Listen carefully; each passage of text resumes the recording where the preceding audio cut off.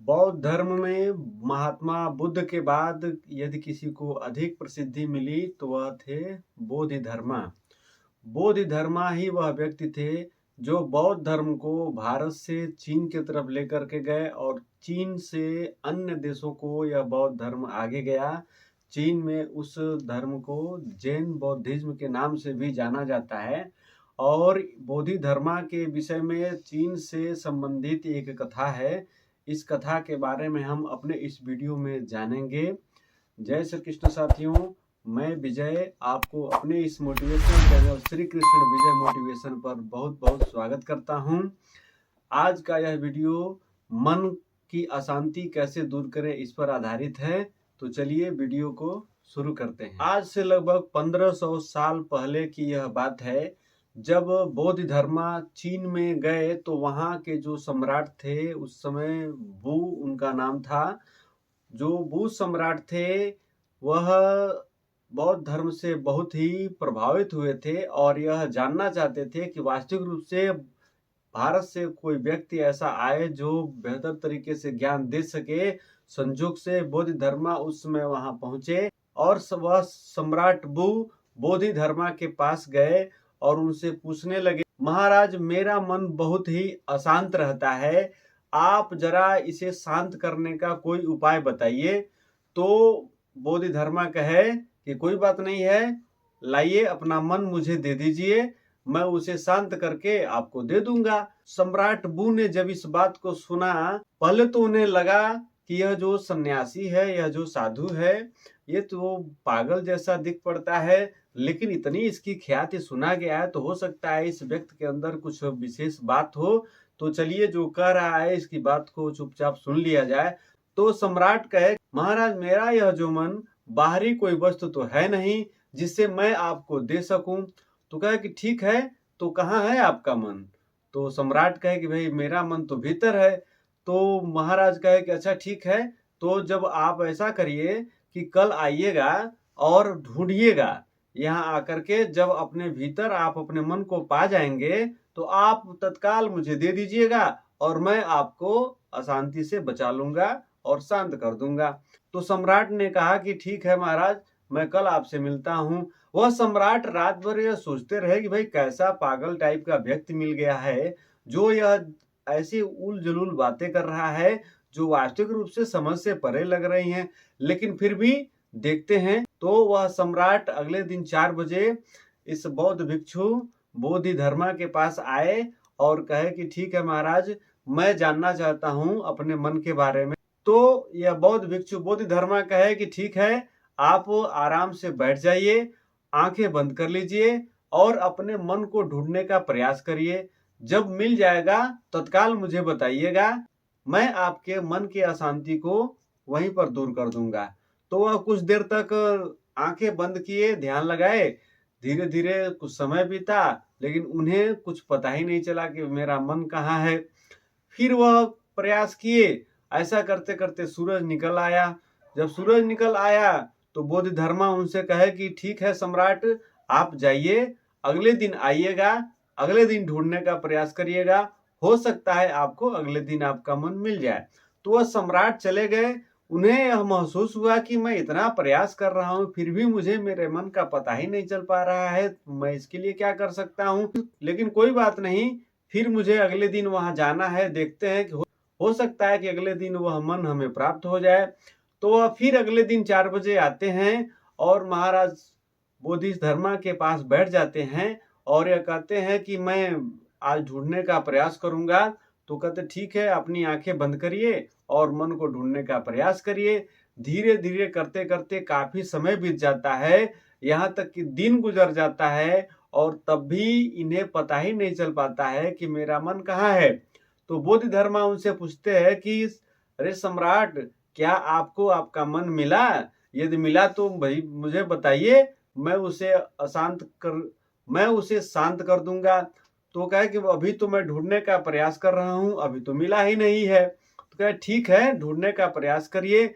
फिर वह उस दिन चले गए। अगले दिन 4 बजे की जगह पर 3 बजे ही आ गए और वहां पर अपने ध्यान मग्न होकर के आंखें बंद करके और पूर्ण रूप से अपने मन को जानने का प्रयास करने लगे। जब वह भीतर अर्थात अत्यधिक मन की गहराई के तरफ जब गए तो उन्हें ऐसा लगने लगा कि जो हमारी जो विचार तरंगे हैं वह आ रही हैं, जा रही हैं और बार-बार वो खड़े रह करके उन विचार तरंगों को देख रहे हैं, ऐसा उन्हें प्रतीत हुआ। और उस दौरान उन्हें यह महसूस हुआ कि मैं अपने मन को जान रहा हूँ। यह मन कोई भीतर वस्तु तो है नहीं, यह मन वास्तविक रूप से हमारे विचार हैं। इन विचारों पर ही हमारा मन स्थिर है और इन विचारों से ही हमारा मन प्रभावित होता है। फिर जब उनका ध्यान टूटा तो बोधिधर्मा इनसे पूछे कि सम्राट, आपने इस मन को ढूंढा? तो वह सम्राट वो कहे कि महाराज, मैंने मन को तो नहीं ढूंढा है, लेकिन मैंने यह रास्ता जरूर खोज लिया है कि वास्तविक रूप से शांति कैसे प्राप्त की जा सकती है। क्योंकि हमारा यह जो मन है वास्तविक रूप से वैचारिक तरंगे ही है, जो हमारे मन के रूप में हमारे अंतःकरण में महसूस होती हैं। तो हमने इस चीज को पा लिया है और निश्चित रूप से मुझे इसका बहुत ही बड़ा लाभ होगा और जिसकी मैं तलाश करना चाह रहा था वह तलाश मेरी पूरी हो गई। आपको बहुत बहुत धन्यवाद। साथियों, कहने का तात्पर्य यह है कि मन वास्तविक रूप से कुछ विशेष नहीं, वह हमारी वैचारिक तरंगे ही है, अर्थात हमारे विचार ही हमारे मन हैं। तो यदि हमने अपने विचार को साधने का प्रयास किया या यूं कहें कि अपने विचार को नियंत्रित करने का कार्य यदि हमने कर लिया तो समझिए कि हम मन पर विजय प्राप्त कर लेंगे और हमारे मन के अंदर जो अशांति है वह दूर हो जाएगी। मन को कैसे नियंत्रित करें इस पर हमने पहले से ही वीडियो बना रखा है, मैं डिस्क्रिप्शन बॉक्स में लिंक दे दूंगा, आप वहां जाकर के उस वीडियो को पुनः देख सकते हैं।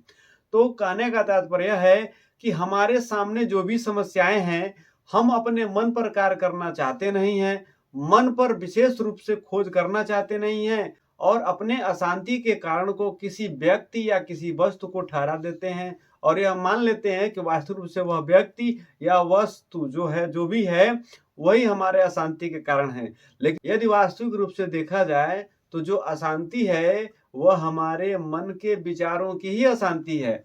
जब हमारे मन के जो विचार हैं या यूं कहें कि जो हमारे विचार हैं उस पर यदि हम कार्य करें तो निश्चित रूप से जो मानसिक अशांति है उससे छुटकारा पा सकते हैं और हम एक बेहतर शांति के आभास को महसूस भी कर सकते हैं। सबसे बड़ी बात यह है कि जो जीवन है वह न तो भूतकाल में है और ना ही भविष्य काल में है, जबकि जीवन तो वास्तविक रूप से हमारे वर्तमान काल में ही है। या यूं कहें कि जो पल हमारे सामने है उसी में ही जीवन है। और इसका उल्टा हम लोग करते हैं कि जो पल हमारे सामने होता है उस पल में जीने का हम कार्य ही नहीं करते हैं, बल्कि या तो भविष्य को लेकर के या भूतकाल में जो बीत गई चीजें होती हैं उनको लेकर के हम परेशान रहते हैं या अशांत रहते हैं। तो जो हमारे सामने पल मिला हुआ है उसी पल में ही जिंदा दिली के साथ जीने का प्रयास किया जाए तो निश्चित रूप से हमारे लिए चारों तरफ से बेहतर ही होगा।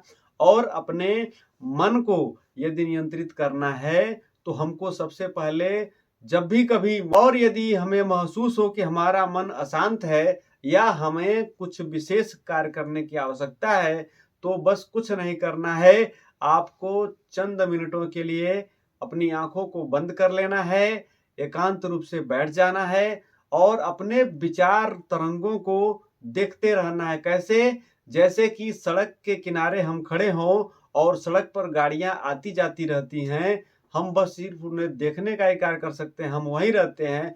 बिल्कुल इसी भांति हमें अपने आंखों को बंद करके अपने अंदर यही महसूस करना है कि जो तरंगे हैं वो आ रही हैं, जा रही हैं और हम खड़े देख रहे हैं।